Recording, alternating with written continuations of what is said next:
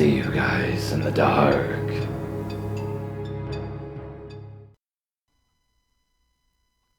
This is a story about an ex-friend of mine.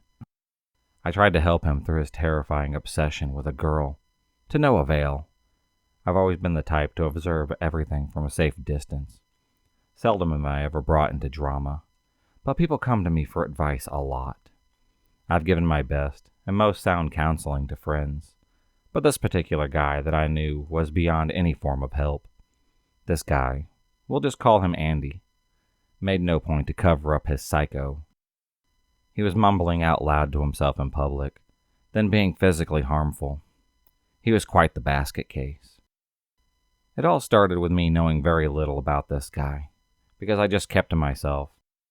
When it came to gym class, when we would walk around the track, I would just have my headphones in most of the time. When a girl began walking around the track with him and talking with him, I instantly noticed as I could overhear them talking about some bands that I enjoyed as well. I'm not really sure how I wound up in this group, but I believe that one of them made a move to hang out with me, possibly my hilarious gay friend. This group consisted of Andy, the psycho, Krista, Mac, two other girls apart from myself. We had our subgroups. Krista happened to be heavily into anime, while Mac and I would get into deep conversations about mysteries of life. Andy, on the other hand, mostly sat and listened to Krista. He had an obvious fixation on her, and by the middle of the school year, everyone, including Krista, knew how desperate he was for her. Krista had stated that she did not date, as her father was very protective of her, and to be honest, she kind of gave off a lesbian vibe. Anyways, despite the efforts to pull away from him, Andy was practically on top of her at all times, forcing hugs she awkwardly yanked away from, making it known that he wanted her bad. One occasion, she happened to block his number after realizing that it was a mistake giving it to him. He managed to steal her phone, then unblock the number. Upon the confrontation, he had admitted to unblocking his twin brother's number on her phone. Andy absolutely hated his twin, hated being compared to him, which would be expected as his brother was the charismatic one with lots of friends. Yet Andy said on multiple occasions that he wished that his brother was dead and joked about the joyful thought of ending his life. I didn't judge harshly at first, but my friend Mac did. He let Andy know what a creep he was and how horrifying his thoughts were. While Krista and Andy were talking one day, he would just set his seat right beside her. He was telling her not to talk to his brother, and somewhere in this conversation, in the school library, he slapped her for not listening to him. I'll never forget the fear and anger that was on her face. From then on, even after this awkward apology, Krista just let him know that he should stay away from her. Sadly, he had taken to talking to me all along, as I had been a soundboard, whether I cared about it or not. Every day on the bus, it was all about Krista. Some days he would just chant her name, get lost in his thoughts about her. I try to drop subtle hints that she's not interested in him, or at the very least to treat her like a normal person and just give her some space. Apart from his desire for her, he was the most desperate guy that I had ever met. He would ask out every single girl that he met and spoke to for about a day. He would message me all over Facebook about he needed a girlfriend. And luckily I had been in a relationship for about 4 years, and he knew that he couldn't have me. That still wouldn't stop him from hitting on me in such small ways that I didn't realize at first, including a near proposal. He just typed my name. When I asked him what was up, he said that you're beautiful, but you look exactly like someone from my past. Makes me very sad remembering her every time I look at you. I miss her so much. He had a knack for making people uncomfortable. Some days I couldn't help but ignore him. Krista evaded him till high school, but Andy's obsession only became more intensifying. I genuinely thought that he would be helped, and I could get through to him while keeping my own distance. But he just kept setting off too many alarms. Firstly, he was training for some entry into a military camp of sorts, and was discharged for reasons in relation to his mental state. though he wouldn't get too far into the subject. Secondly, every day he wrote me at weird times, early in the morning, just to tell me, "Help, I can't stop thinking about her. I'm madly in love with her." This was clearly not true, as he made moves on me and many other girls in the time that he had known her. He had made remarks that he self-harmed himself just to get her off of his mind, but nothing happened to work. He'd also somehow convinced himself that she wanted him and would frequent the grocery store that she went to just so he could say hi, though she kept her head down and just ignored him. One morning, as I was browsing social media, he happened to message me the usual. "I need her. I love her so much. Help me. I'm going nuts." I tried to help him analyze his feelings and then come to his senses, that he was fine and just to let her be. I thought, if he's hitting on any other girls, but claiming that he's in love with her, let's see what he says to this. I typed out, "Tell me, what do you love about her?" I cannot believe what he sent me. It was the most ridiculous and degrading message that I have ever read about somebody. She has small tits. I absolutely adore that about her. I dream of taking her virginity, and I don't think she would mind how small I happen to be, if you know what I mean. Smiley face. I felt like I read some psycho's personal diary.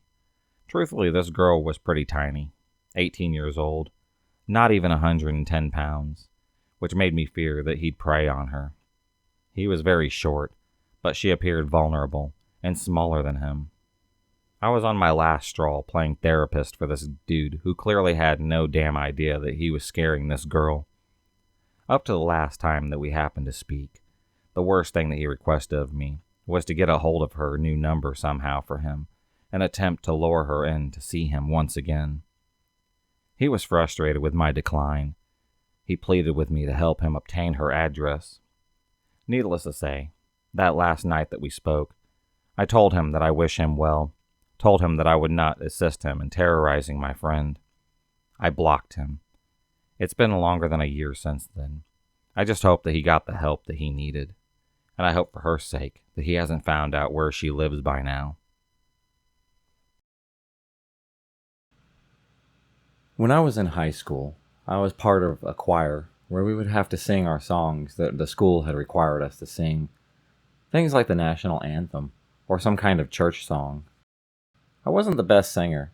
I only joined for the benefit of skipping class. Skipping class was great and all, but staying late for practice was kind of the downside, especially when it was before a big school event. One day we had practice in the school's botanical garden, because the place where we usually practice was being occupied by another group of people. Some of the members of the choir were kind of hesitant about practicing near the gardens. There have been a lot of scary stories going around, and no two accounts are the same. On the other hand, I just wanted to practice and get over with it. We had practiced until probably around 9 o'clock. Around this time, there would only be 2 gates that would be open if someone wanted to leave the school. The college gate, which was all the way across from where we had practiced, and the track and field gate, which was right near where we had to pass through the garden to get there. I was being lazy and decided to take the shortest route to get out of the school, while the rest had wished me luck and then went the opposite way. I believe anything can be creepy as long as it is dark. The gardens were no exception. I had brought my phone so I could call my parents.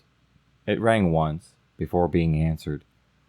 I was talking on the phone, telling them where to pick me up at, but there was no answer. I'd stop the call, and I would call once again. Same thing. I called for the third and asked them to pick me up. I was almost shouting into the phone for an answer, but there was still no one there. I had finally given up. I decided to text message them. After walking through the garden for a couple more minutes, I reached my destination without incident. It was a creepy walk. I was kind of relieved that nothing out of the ordinary had happened. My parents had came after about 15 minutes of waiting, but something was off. When the car had stopped right in front of me, they got out and asked me if I was okay, with a very worried expression on their faces. I told them that I was just fine. They told me that they had got my calls, and I asked them what did they hear. They said that they heard my voice saying, "Help me," over and over. This story took place in my sophomore year of high school. I was 15 years old. I was young for my grade. It was a Wednesday in the wintertime. I joined the honor society at my school. Besides meeting and talking about how to help my community, we had to meet at 7:20 a.m., which was about 25 minutes before school started. Since I wasn't a morning person, missing more time to sleep was always frustrating for me. That's why I was always late, which on this day, I was running real late. Being 15 years old, I couldn't drive myself. I had to have my grandmother, who lives with my mother and I, and have her take me to school, since at this time my mother would be in the bathroom putting on makeup before she went to work. My grandmother opened the garage with a button on the garage wall. Both my grandmother and I had gotten into the car, which was parked in the garage, of course. Once closing the door, we could pull out into the driveway. Now she looked back towards the front windshield to pull out, and to the right of our cul-de-sac. I screamed to stop. She had quickly slammed on the brakes. There happened to be a man. He was about 6 feet tall, dirty blonde-looking hair. He was wearing all black. He was only illuminated by the headlights, since on winter mornings it was pitch dark. Today it happened to be raining.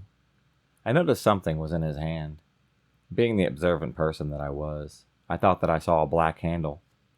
The man didn't look at us. He didn't explain himself or wave a hand to say that he was sorry. He just stopped right in front of the lights for about 3 seconds before continuing to walk through our yard towards our neighbor's house. We watched him disappear into the dark. I live in a neighborhood where we all know each other and watch out for one another. We all own about 1 acre of land. Recently, my neighbors have been having work done around their houses, with taking down some trees and fixing up the house. So my grandmother, with her heart of gold, continues driving as we discussed what had just happened. She assumed that he was just a worker. I knew that he wasn't. I told her I thought that he had a knife. She brushed it off, saying maybe it was a worker holding a dustpan, or maybe even a shovel. He could have just been using our yard as a shortcut. But no, something had told me that I had to warn my mother. I started texting my mother, but none of my texts were answered. Nothing was going through. I texted her, "Lock the door," but when it went through, she didn't understand me. She questioned me, saying, "Why? What is going on?" At this point, I had called her, quickly explaining the situation and yelling at her to bolt the locked door. She did. Not a second later, he opened our screen door, tried to open our door's handle. When it didn't work, he tried to kick the door down. My mother then had called the police. I don't know how quickly they arrived, but we do live in a small town, so I assume that the response time was pretty fast. When they arrived, she told them what happened. They wrote it up as a report. Later on that morning, the man was found a couple of roads down. He tried to get into some other houses too. When he ended up getting into a house, a man had chased him out with a shotgun. He was caught and arrested, found with a large butcher knife. Even though this isn't an extreme story, it holds a lot of what-ifs. What if I hadn't been late? What if I hadn't gotten a hold of my mother? And the biggest one of all, what if I wasn't late and my grandmother would have asked him if he needed any help? I'm a junior in high school now. It's been about a year or so. The effects of this encounter still haunt me. I'm afraid to be alone. I will double-check or even triple-check locks and listen intently to the sounds of my house when trying to go to sleep. If I hear something, I'll try to go check it out. He's made me paranoid, but I guess my fears are rational. Who expects their own home to be the site of a creep encounter? This happened in my 10th grade year. I was just a normal girl, kind of a tomboy, but still feminine enough for the boys not to be turned off by me. I was into a lot of stuff that the boys were into. I enjoyed fishing, hunting, canoeing, camping, and stuff like that. I had a decent-sized friend group, and we were all tight with each other. I was in love with Brad. Brad was the cutest guy in school. He was a football star quarterback. He was an all-around athlete. He was smart. He dressed well. He had beautiful blonde hair, brown eyes, and a nice chiseled body. The bell had rang, and I got a glimpse of Brad coming out of the gym class with his shirt and his abs glistening in the sun. Next thing I knew, Kelly pushes me on the back of my head really hard, called me a fucking slut. I was pissed off, but I ignored her and decided against breaking her jaw. Brad looked up, caught me looking at him. I quickly looked away, then sneaked a peek back to see him give me a smirk. I took this as a sign that he was aware of the fact that I was into him. Later on during lunch, I was standing in the lunch line. I saw Kelly and her friends talking about something. Then I looked to my left. I saw two black girls having a conversation about Kelly and her friends. One of the black girls was crying because Jennifer had slammed her head into a locker earlier. I wasn't sure what was going on, but from what I gathered, Jennifer did it because Shannon was black, and Shannon's best friend Shalonda was talking about beating Kelly's ass after school. I decided to butt out of everything. As I was walking to a place to sit down and eat lunch, Shalonda asked me if I was okay, chatting with me for a little bit, told me about Shannon and how she was going to beat Kelly's ass after school, and that Kelly was a racist bitch, which Shalonda wasn't lying about Kelly being racist. Last year, Kelly and her boyfriend Joey were hanging out with this guy Greg. Greg and Shalonda had started dating. Greg is white, and Shalonda happens to be black. Joey and Kelly told Craig that they can't hang out with them anymore because he was dating a black girl. Joey and Kelly said a bunch of racist shit, even threatened Shalonda and Greg. Greg stopped hanging out with Joey and Kelly altogether. When fourth period came, I saw Brad, and I froze, stuck like a deer in the headlights as he stood before me. I stood confident and anticipated him walking towards me. My palms were sweaty, and I was nervous. Brad opens up his mouth. I eagerly listened for his seductive words. And then, "Get out of my way, you ugly fucking bitch." He shoves me on the ground as he barrels right through me like I'm not even a person. I sat on the ground confused, hurt, and heartbroken. All the things that I thought about Brad were wrong. He's just a douchebag steroid-popping asshole. Shalonda helped me up. We went to the girls' bathroom to go smoke a joint. I was complaining about how much of a piece of shit asshole Brad is. Shalonda was talking about how she hopes that she don't kill Kelly because she doesn't want to go to jail. We talked about family and other things. Then we hugged and went to our next classroom. As I was sitting in class, Marty brings a letter up to the desk. It's from Brad. The letter says that I would never date an ugly troll-looking woman like you. You'd be lucky to lick dog shit off of my shoes. I can't believe you actually thought that you had a chance with me. I was devastated.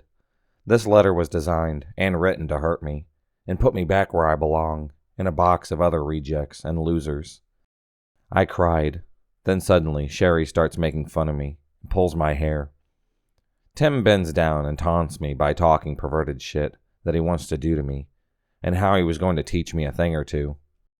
Later that night when I got home, I called my friend Katie and told her what had happened today. Katie comforts me. The next day at school, I saw Kelly storm by with a black eye, and then I saw Shalonda. And then she gave me a look, as if I was asking if she hit her. Shalonda motioned back like she didn't know what had happened. At PE, I heard Kelly telling Megan that her father hit her because she wouldn't give him a blowjob. I was seriously thinking, what the fuck just happened? I was walking to my next class when suddenly I'm pulled into the boys' bathroom. Brad is standing right in front of me. I'm nervous and shaking. Brad then says to me, "So I hear that you like me. If you like me, then prove it to me." He starts to stroke himself. He then proceeds to tell me how I am a nasty woman, that I would never be anything more than a side whore. He then walks off. I lean against the wall and wait for my tears to stop running. As I'm walking out, Gary, a guy that I have second period with, says to me, "If you want to put a stop to it, I will." I didn't quite understand what he meant, but he sounded genuinely concerned about me, like he was talking about killing the guy.